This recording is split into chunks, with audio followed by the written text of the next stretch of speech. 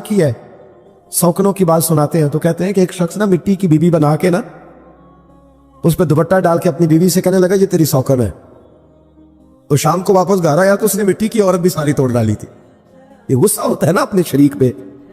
मुशरिकीन मक्का रसूल करीम सल्लल्लाहु अलैहि वसल्लम के बारे में माज़अल्लाह बातें करते थे तो हुजूर अल्लाह के दिए हुए इल्म से उन्हें जान लिया करते थे। एक दिन वो बातें कर रहे थे तो बातें करते करते ना मुशरिकीन मक्का ने अजीब बात कर दी। नादान थे ना, जानते नहीं थे, अजीब बात कर दी। कहने लगे आहिस्ता बोलो, कहीं मोहम्मद सल्लल्लाहु अलैहि वसल्लम का रब सुन ना ले।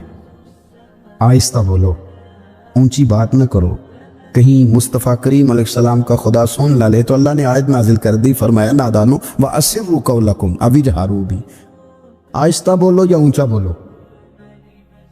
और शारहीन ने मुफस्सिरीन ने लिखा है ना भी बोलो, आहिस्ता बोलो या ऊंचा बोलो या बेशक तुम कोई बात जुबान से अदा ना भी करो। इन्नहु अलीमुम बिज़ाति सुदूर, रब तो तुम्हारे दिलों के हाल जानने वाला है। उसे तो पता है तुमने सीने में क्या छुपाया है, हसद छुपाया है कि रश्क छुपाया है, अदावत छुपाई है कि मोहब्बत छुपाई है, उसे तो पता है, उसे खबर है। इसलिए कि वो नजर ही तुम्हारे दिल पे रखता है, उसे पता है तुम्हारे अंदर क्या है। हम लोगों ने ना अपनी सारे मामला दुनियादारों से, लोगों से, यारों से, दोस्तों से वाबस्ता कर लिए। हमें तारीफ भी बंदों से चाहिए, हमें अच्छे होने का जो डिग्री है वो भी बंदों से चाहिए। हम बंदे बड़े नेक हैं, ये भी लोग कहें तो फिर हम मुतमईन हैं। हम सही रास्ते पे चल रहे हैं, ये सनद भी बंदों से चाहिए। हर बात पर एतमाद खल्क, हर वक्त लोगों पर ही ध्यान, लोगों पर ही तवज्जो, लोगों के मामलात ही डिस्कस करना। भाई ये तो तेरे जिम्मे ही नहीं। तुझे तो कहा गया है कि वमन यतवक्कल अलल्लाह, तो अपने रब की जात पर भरोसा कर, फहुवा हस्बु, वो तेरे लिए दुनिया में भी काफी हो जाएगा, आखिरत में भी काफी हो जाए। वो तेरे लिए काफी है तेरा रब रसूल। तो अल्लाह रसूल की जानिब तवज्जो कर। हमारी सारी मामलात बंदों के साथ मतलब फलाने को क्या मिल रहा है, फलाना किधर जा रहा है, फलाने के पैसों पे मेरा कितना हक है, फलाना आगे निकल गया, फलां पीछे रह गया, फलाने मोहब्बत से नहीं देखा, फलाने ये कर दिया। साथ छोड़ें, ये तो हर वक्त तो जिक्र आपको अल्लाह का करना था। या अय्युहल्लज़ीना आमनू उज़्कुरुल्लाह ज़िक्रन कसीरा वसब्बिहूहु बुक्रतन व असीला। ये जो आप हर वक्त बंदे कर रहे हैं, ये तो आपको हुक्म ही नहीं है। आपने तो हर वक्त अल्लाह अल्लाह करनी थी। तो जो काम करने का था वो छोड़ दिया, जो नहीं करना चाहिए था उस पर बहस शुरू कर दी। फिर दिल के अंदर मद्दोजज़र खराब होते हैं, कल्बी वारदात बिगड़ जाती है, हसद पैदा होता है, इंसान को लालच पैदा होता है, इंसान हरीस हो जाता है, इंसान लोगों से अदावतें पाल लेता है। कभी ऐसा काम ना करे। शहद बड़ा मीठा होता है। अरब के अंदर एक दरख्त पाया जाता था, ईलवा उसको कहते थे। इस तरह हमारे यहाँ नीम नहीं होती, कड़वा तरीन उसका जायका होता है, और आप कुछ देर उसको पानी में डाल दें तो पानी भी सारा कड़वा हो जाता है, क्योंकि उसके खमीर में रब करीम ने कड़वाहट रखी है और हिकमत है। उस कड़वाहट का भी अपनी जगह फायदा है। लेकिन हुजूर सैयद आलम सल्लल्लाहु अलैहि वसल्लम ने ना एक मिसाल बयान फरमाई, और वो बड़ी समझने की है। हुजूर मिसालें देते थे तो कमाल हो जाती थी। बड़े से बड़ा अनपढ़ बंदा भी उसकी रूह तक बात उतर जाती थी। करीम महबूब अलैहिस्सलाम फरमाने लगे कि अगर ईलवा दरख्त के कुछ टुकड़े शहद में डाल दिए जाए ना, तो शहद से ज्यादा मीठी चीज कोई नहीं होती। तो हुजूर फरमाते हैं कि वो ईलवा का दरख्त जो है वो शहद को भी बिगाड़ देता है, उसमें करवाहट पैदा कर देता है। हालांकि वो बड़ा मीठा था, अपनी जगह उसकी मिठास में कोई किसी किस्म की कमी नहीं थी, लेकिन वो ईलवा के दरख्त ने उसे बिगाड़ दिया। अल्लाह के महबूब फरमाते हैं जिस तरह ईलवा का दरख्त शहद को तबाह कर देता है ना, इस तरह हसद आदमी के ईमान को तबाह कर देता है। ईमान बड़ी मीठी चीज है, बड़ी हसीन चीज है, लेकिन जब हसद आ गया ना, हसद है क्या? हसद बंदों से नहीं होता, ये समझ लें। हसद का मतलब, हसद की लुग़वी तारीफ ये है कि ये समझ लेना कि या अल्लाह उसे नहीं देना चाहिए था, मुझे देना चाहिए, ये तारीफ है। तो हसद होता किससे है? हसद दरअसल बंदे पे नहीं किया जाता, حسد کا معنی یہ ہے کہ آپ اللہ کی تقسیم پر اعتراض کر رہے ہیں. آپ کا کہنا یہ ہے کہ یا اللہ یہ تقسیم ٹھیک نہیں ہوئی، معاذ اللہ یہ ادھر چلا گیا، یہ تو ادھر آنے والی چیز تھی. تو یہ آپ نے ڈائریکٹ جو مقابلہ شروع کیا معاذ اللہ، یہ تو آپ نے اللہ کی تقسیم کے ساتھ شروع کر دی. تو پھر دل میں بگاڑ آتا ہے، پھر انسان ٹوٹ پھوٹ کا شکار ہوتا ہے، پھر وہ کمزور پڑ جاتا ہے، پھر وہ ایسی باتیں کرتا ہے جو اس کے منصب کے مطابق نہیں ہوتی، کچی بات کرتا ہے، کمزور بات. اللہ بہتر جانتے ہیں کون سی چیز اس نے کہاں رکھنی ہے. رب کی حکمت پر اور اس کی دی ہوئی توفیق پر راضی رہنا ایمان کا تقاضا ہے. لیکن ہمیں تو چاہیے تقسیم اپنی مرضی کی. ادھر کیوں چلا گیا، ادھر آنا چاہیے تھا. بھئی آپ کو یہ کس نے حق دیا ہے؟ مالک نے جو چاہا، جب چاہا، جہاں چاہا اپنے فضل سے عطا فرمایا. حسد، اور پھر اس کے اگر کوئی حسد نہیں کرتا تو لالچ شروع کر دیتا ہے. وہ کہتا ہے کہ یہ جو اس کا مال ہے اس میں میرا بھی حق تھا، پھر تو مجھے ملنا چاہیے تھا. آپ یقین کریں کہ بندے بندوں سے کم پیار کرتے ہیں، جیبوں سے زیادہ پیار کرتے ہیں. اس بندے کو تو کوئی نقصان نہیں جس کے ساتھ آپ نے تعلق رکھا ہوا ہے جیب کا، لیکن آپ بڑے کمزور ہو گئے. آپ جب لالچ کر لیا، نفسانیت میں آ گئے تو آپ کمزور پڑ گئے. آپ نے مطلب کیا، آپ کا کیا خیال تھا کہ رب کی بارگاہ سے کوئی کم ملنے والا تھا جو بندوں پہ اتنی توجہ کر لی؟ حضرت بہلول دانا رحمت اللہ علیہ نے کیا خوبصورت انداز ہے. رب کریم کے بندوں کی باتیں اللہ کے لشکروں میں سے لشکر. کیا سوچ تھی، کیا نظریہ تھا، کیوں یہ لوگ اتنے مضبوط تھے، فکری طور پر مضبوط تھے، فکری طور پر. ہارون رشید حج کر کے واپس آ رہا ہے، حضرت بہلول دانا راستے میں بیٹھے ہیں، ملاقات ہو گئی. کہنے لگا حضور کوئی حکم ہو تو بتائیے گا. فرمانے لگے کوئی نہیں، تو جا اپنا کام کر. بادشاہ یا کسی کو کارڈ مل جائے تو وہ لوگوں کو دکھاتا پھرتا ہے، وزیر صاحب نے خود دیا ہے. بادشاہ وقت خود کہہ رہا حضرت کوئی حکم ہو تو. فرمایا نہیں، اللہ خیر کرے گا. تو کہنے لگا حضور میں نے سنا ہے آپ مقروض ہیں، تو بتا ہی دیتے. تو آپ مسکرا کے فرمانے لگے تیرا کیا خیال ہے بھلا؟ کہنے لگے حضور کس بابت؟ فرمانے لگے تیرا کیا خیال ہے کہ اللہ ہارون رشید کو دے گا اور بہلول دانا کو بھول جائے گا؟ تیرا کیا خیال ہے رب کریم ہارون رشید کو تو دیتا جائے گا اور بہلول دانا کو بھول جائے گا؟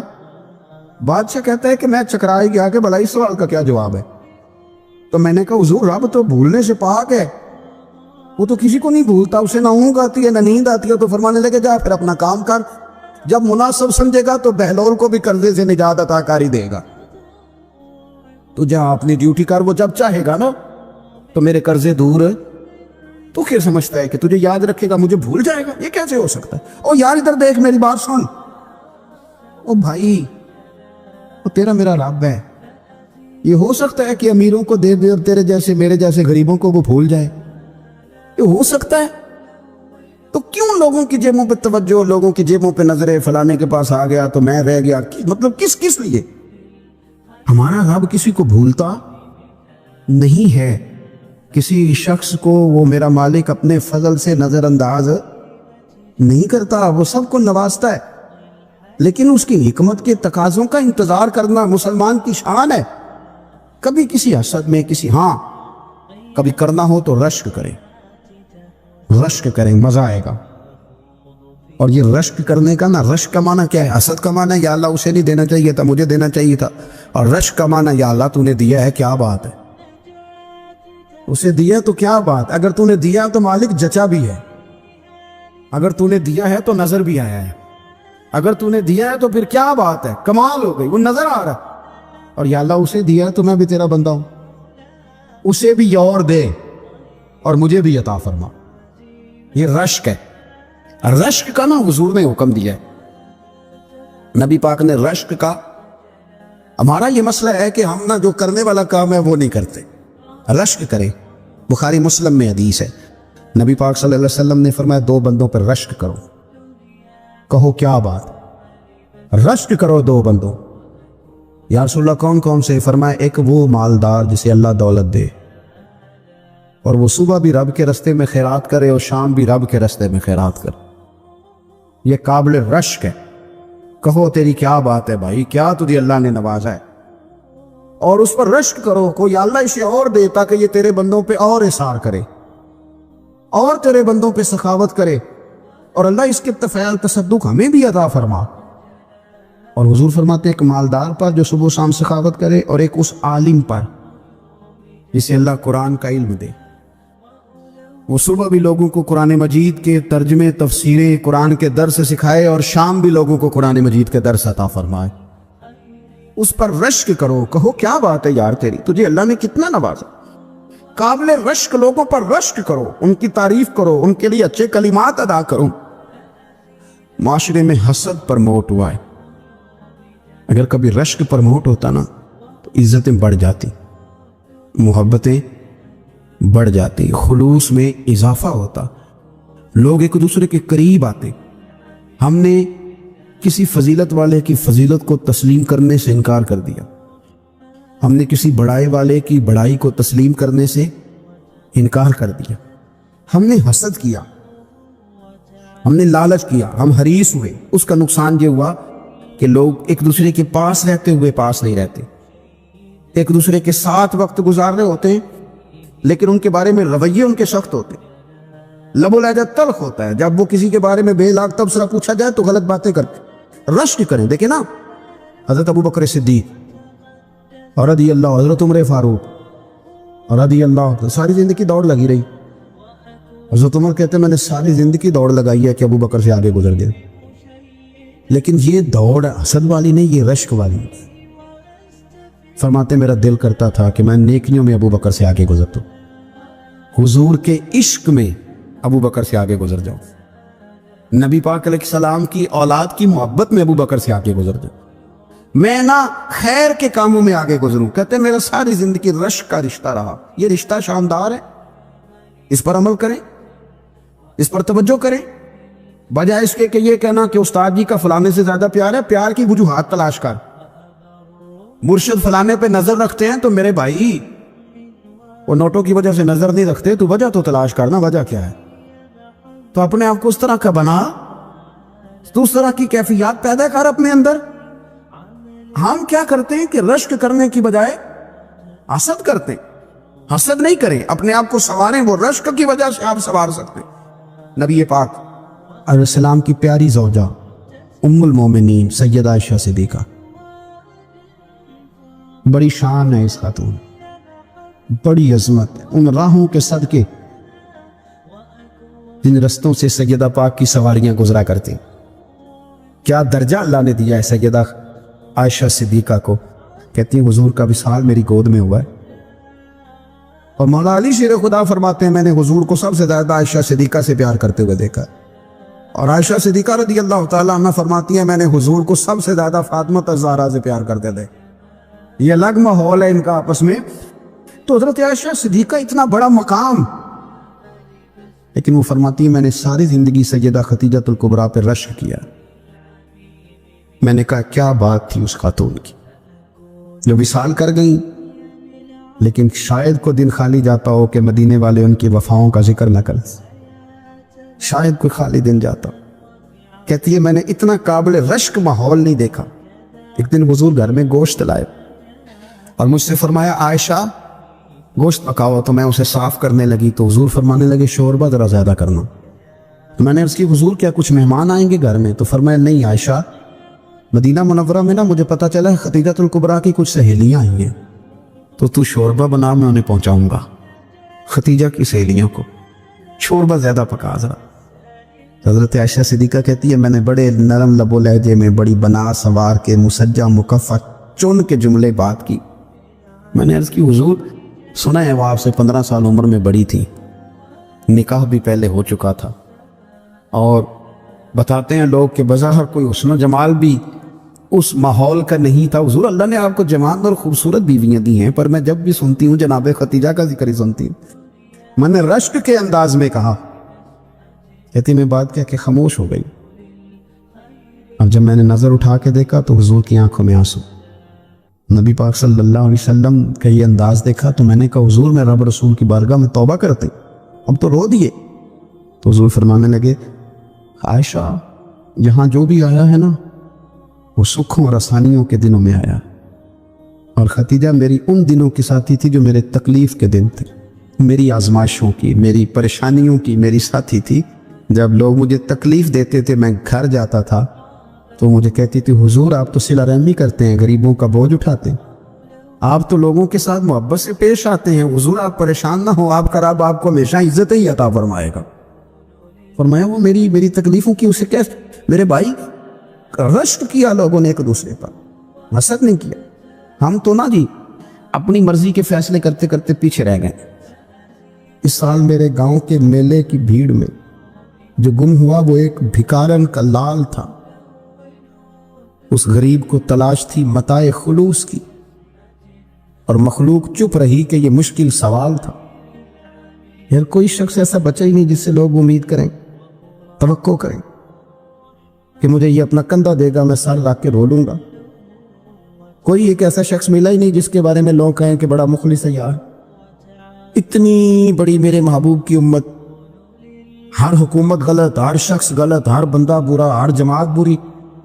اللہ کی رضا کے لیے کچھ لوگوں کے لیے فروغ محبت کا بھی فریضہ سر انجام دے.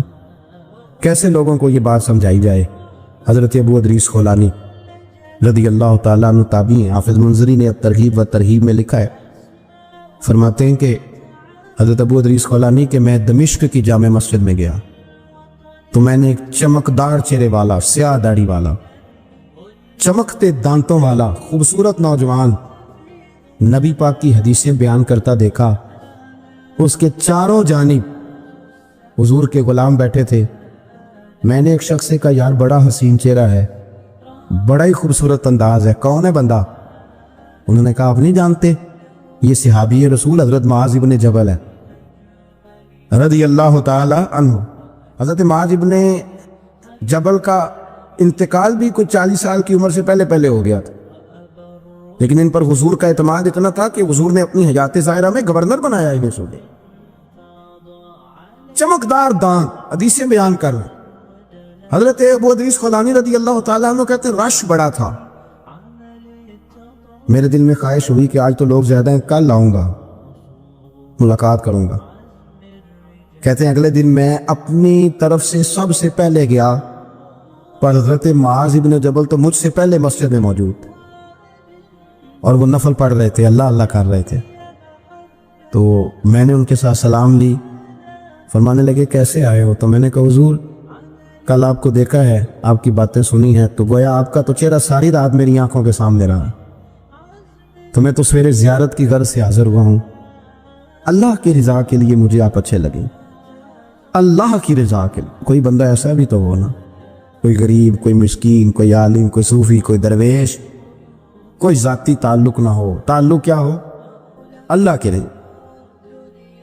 آپ مجھے اچھے لگے.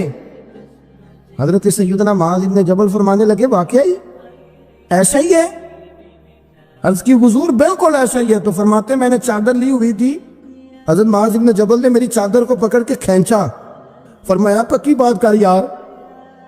میں نے کہا حضور پکی کر رہا ہوں. تو فرمانے لگے سن, پھر میں نے نبی کریم سے سنا ہے, رسول کریم علیہ السلام نے فرمایا جو دو بندے رب کی رضا کے لیے پیار کرتے آپس میں, اللہ ان دونوں سے محبت فرماتا ہے. سن پھر اس کو یاد رکھنا, اللہ ان دونوں سے محبت کرتا ہے. حضرت ابو ادریس خولانی سے کوئی پوچھتا تھا نا کہ دنیا میں جانا ہے تو سرمایہ کیا ہے, تو فرماتے تھے یہ جو میں نے چادر لی ہوئی ہے نا, اس چادر کے اندر میرا وجود ہے, اور وجود کے اندر میرا دل ہے, اور دل کے اندر میں نے حضرت معاذ ابن جبل کو رکھا ہوا ہے. میں نے وہاں ان کا ٹھکانہ بنایا ہوا ہے, وہاں ان کا ٹھکانہ ہے. یہ دور نکتہ چی ہے, کہیں چھپ کے بیٹھ جا, اور جس دل میں تو مکی ہے وہیں چھپ کے بیٹھ جا.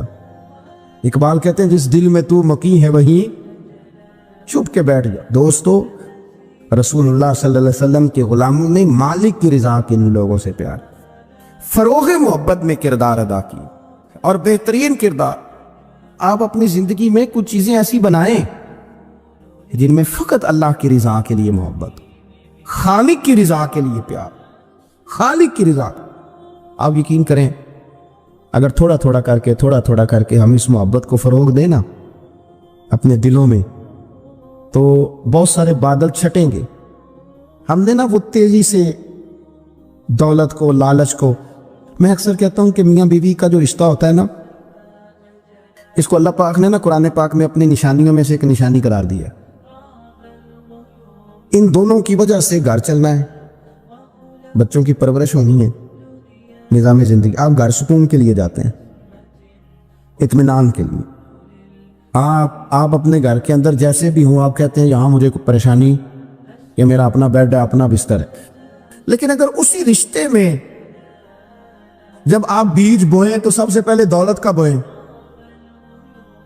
اگر لڑکے والے یہ لالچ کرتے ہیں نا، لڑکی کیا لے کے آئے گی، تو لڑکی والوں کا بھی لالچ ہوتا ہے کہ لڑکا کماتا کیا ہے۔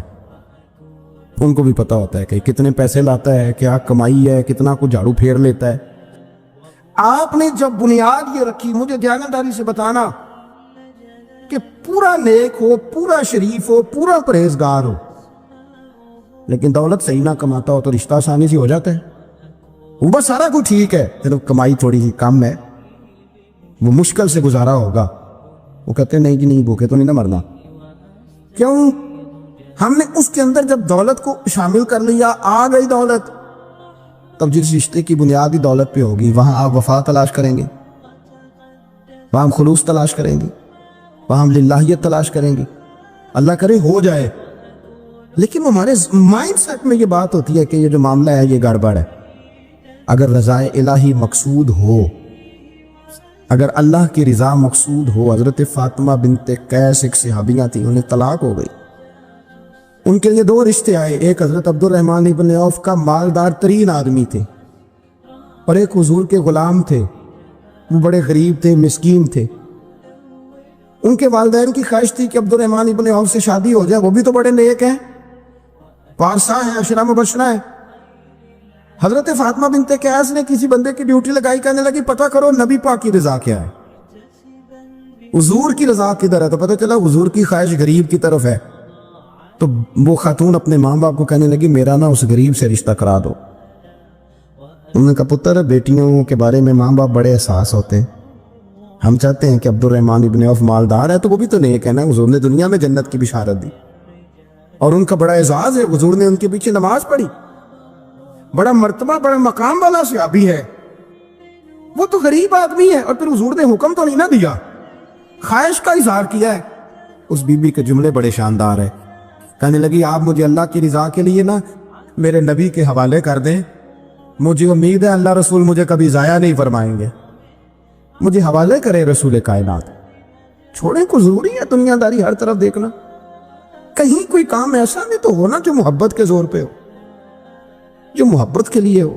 کوئی ہمارے پاس بڑے سارے لوگ آتے ہیں، بڑے سارے لوگ آتے ہیں، اور ہم اس قابل بھی نہیں جتنے لوگ آ جاتے ہیں، میں صحیح کہہ رہا ہوں، بالکل کوئی حیثیت نہیں، 1% بھی۔ جب پلٹ کے دیکھتے ہیں تو شرم آتی ہے کہ یار اتنی دور سے بندہ چل کے آ گیا، اس کو کیسے سمجھائیں، کس طرح کر کے۔ تو ایک آدھ دن پہلے ایک بزرگ آ گئے، اور وہ اچھے صاف ستھرا ان کا مزاج تھا، بڑے شاندار، تو میں زیارت کے لیے ہوں، تو میں نے کہا زیارت شیارت والا تو کھاتا کوئی نہیں، چلو آپ آ گئے ہیں تو کوئی حکم کریں۔ تو کہنے لگے کوئی حکم نہیں، میں اللہ کی رضا کے لیے آیا ہوں۔ یہ کوئی تقریر نہیں تھی، ایک خطبہ نہیں تھا، نہ ان کے سامنے سپیکر تھا، نہ وہ شور کر رہے تھے، نہ وہ نعرے لگوا رہے تھے، نہ وہ ہاتھوں پہ ہاتھ مار رہے تھے۔ اس بندے نے کہا اللہ کی رضا کے لیے آؤں، تو وہ بھی رو پڑے تو میں بھی رو پڑا، ختم ہو گئی بات۔ اب بات کو سمجھیں، یہ اتنا تگڑا رشتہ ہے نا یار، کسی رشتے کے بیچ برادری ہوتی ہے، کسی رشتے کے بیچ خاندان ہوتا ہے، کسی رشتے کے بیچ قبیلہ ہوتا ہے، کسی رشتے کے بیچ رنگ نسل ہوتی، وہ کتنا تگڑا رشتہ ہے کہ دو بندوں کا رشتہ ہو، ایک بیچ میں خدا ہو، دوسرے محمد مصطفیٰ ہو۔ آپ کتنا اسے مضبوط رشتہ سمجھیں گے جس کے بیچ اللہ رسول، اتنا تگڑا رشتہ، اتنا مضبوط تعلق، اتنی وسعت اس کے اندر، اللہ کی رضا کے لیے۔ حضرت موسیٰ کلیم اللہ علی نبینا علیہ الصلوۃ والسلام سے رب کریم نے فرمایا، کہا اے موسیٰ میری رضا کے لیے بھی کوئی کام کیا ہے؟ حضرت موسیٰ علیہ السلام نے عرض کی یا اللہ میں نے تبلیغ کی، تو فرمایا وہ تو آپ کی ذمہ داری تھی۔ امام غزالی نے روایت لکھی ہے، اے اللہ میں نے آپ کے تمام احکامات پہ عمل کیا، موسیٰ وہ تو آپ نے کمال کیا، اللہ کے پیغمبر ہیں، تو میری رضا کے لیے، تو یا اللہ تیری رضا کے لیے کیا ہے؟ تو رب کریم نے فرمایا کسی بندے سے صرف اس لیے پیار کیا ہے کہ وہ اللہ کا بندہ ہے، فقط اس لیے پیار کیا ہو کہ وہ اللہ کا بندہ ہے، فقط اس لیے۔ میرے عزیز آپ بات کو سمجھیں، زندگی میں فروغ محبت پر کچھ کام کریں، कुछ थोड़ा सा कोशिश करें गर्द झाड़ने की, कुछ गर्द झाड़ने की। हमने ना एक स्टेटस बना लिया है। अब तो मुसलमान पहले फिरकों में बटे, कबीलों में बटे, अब शहरों में बट गए। आप कभी गुजरांवाला के लोगों से पूछो ना गुजरात, तो कहना हो गुजरात वाले तो अल्लाह बचाए, कहते हैं कि नहीं? गुजरात के लोगों से पूछे गुजरांवाला तो कहते हो खांदा ही बड़ा नहीं, किसकी बात कर रहे? तो गुजरांवाला वालों से पूछे लाहौर वाले, कहते तौबा लाहौरिया जी। सही कौन है? कोई भी नहीं। क्यों? इसलिए कि हमने हर शहर के लिए कहावत बना ली है। मैं सही कह रहा हूं, हर कबीले के लिए कोई ना कोई, ये हमने जुल्म किया अपनी जान, ये हमने ज्यादती की। कहानियां बन गई, कहावतें बन गई, शहरों के लिए, इलाकों के लिए, कबीलों के लिए। मकसूद क्या था? किसी तरीके से नफरत परवान चढ़े। खाना है ना, खाना, तो आप जो खाना खाते हैं वो अपने जायके के मुताबिक खाते हैं। सिंध के लोग जो खाना खाते हैं वो अपने, आपका कोई हक नहीं आप उनके खाने पर तनकीद करें, इसलिए कि उनका जायका वो है, और उनका भी कोई हक नहीं वो आपके खाने पर तनकीद करें, इसलिए कि आपका जायका। लेकिन तंज करते हैं। जो बात समझाना चाहता हूं वो ये है कि हम तंज करते हैं, तनकीद करते हैं। तज़हीक आमेज लहजा हमारा होता है, उस लहजे के अंदर कमजोरी होती है, उसके अंदर इस तरह की बनावट होती है कि महसूस होता है कि हम सामने वाले को बड़ा नफरत की नजर से देखते हैं। ये रवैया कभी इख्तियार न करें। अपनी जिंदगी में कोशिश करें खुलूस के साथ, लिल्लाहियत के साथ। मेरे नबी पाक अलैहिस्सलाम ने सहाबा से पूछा था, बताओ दीन की मजबूत गिरा कौन सी? मजबूत गिरा दीन की। तो एक सहाबी ने कहा, या रसूलल्लाह नमाज। पांचों वक्त मुसलमान जमा होते हैं, एक दूसरे का हाल अहवाल पूछते हैं, तो इस गिरा में मुसलमान बंधे रहते हैं। हुजूर ने फरमाया, तुमने बात ठीक की पर मेरी मुराद को नहीं पहुंचे। एक सहाबी ने अर्ज़ की, या रसूलल्लाह सल्लल्लाहु अलैहि वसल्लम ज़कात, अमीर गरीब को ज़कात देता है तो दोनों का रिश्ता मजबूत हो जाता है, तो ये बहुत बड़ी गिरा है। तो हुजूर ने फरमाया, बात तुम्हारी ठीक है पर तुम मेरी मुराद को नहीं पहुंचे। तो तीसरे ने अर्ज़ की, हुजूर हज, मुख्तलिफ रंगों के, कबीलों के, नस्लों के, इलाकों के लोग आते हैं, एक ही लिबास पहनते हैं, एक ही बोली बोलते हैं, लब्बैक अल्लाहुम्मा लब। तो ये बहुत बड़ी मजबूत गिरा है। नबी पाक सल्लल्लाहु अलैहि वसल्लम ने फरमाया, बात तुम्हारी ठीक है पर तुम मेरी मुराद को नहीं पहुंचे। तो सहाबा ने अर्ज़ की, हुजूर फिर आप ही बता दें कि इस्लाम की मजबूत गिरा कौन सी है जिसमें मुसलमान जुड़ जाएंगे। तो नबी पाक ने फरमाया, मजबूत गिरा मोहब्बत है। अल्लाह की रिजा के लिए प्यार करो, लोगों से प्यार करो। कोई बंदा फिर तुम्हें तल्ख भी मिलेगा ना, तो तुम चूंकि उसके लिए नहीं कर रहे, अल्लाह के लिए कर रहे, तो फिर तुम्हारे लिए सहना भी आसान हो जाएगा, देखना और परखना भी आसान हो जाएगा। रज़ाए इलाही की खातिर लोगों का प्यार बुखारी मुस्लिम में है। नबी पाक अलैहिस्सलाम ने फरमाया, एक शख्स अपनी बस्ती से चला लंबे सफर पे दूसरी बस्ती जाने के लिए, तो रास्ते में फरिश्ता मिला इंसानी शक्ल में। उसने पूछा, कहाँ जा रहे हो? उसने कहा, अपने भाई से मिलने जा रहा हूं। फरिश्ता पूछने लगा, उसका कोई एहसान है तुम्हारे ऊपर, कोई लेन देन है? उसने कहा नहीं। तो कहा, फिर क्यों इतना लंबा सफर कर रहे हो? तो कहने लगा, यार मैं अल्लाह की रिजा के लिए उससे प्यार करता, अल्लाह की रिजा के लिए, तो इसलिए जा रहा हूं। तो सुने, ये बुखारी मुस्लिम के लफ्ज हैं। हुजूर फरमाते हैं, वो फरिश्ता कहने लगा, सुन फिर, मैं इंसान नहीं, मैं फरिश्ता हूं और मुझे रब करीम ने भेजा है ये कहने के लिए कि अगर तुम दोनों अल्लाह की रिजा के लिए एक दूसरे से प्यार करते हो तो अल्लाह तुम दोनों से प्यार फरमाता है।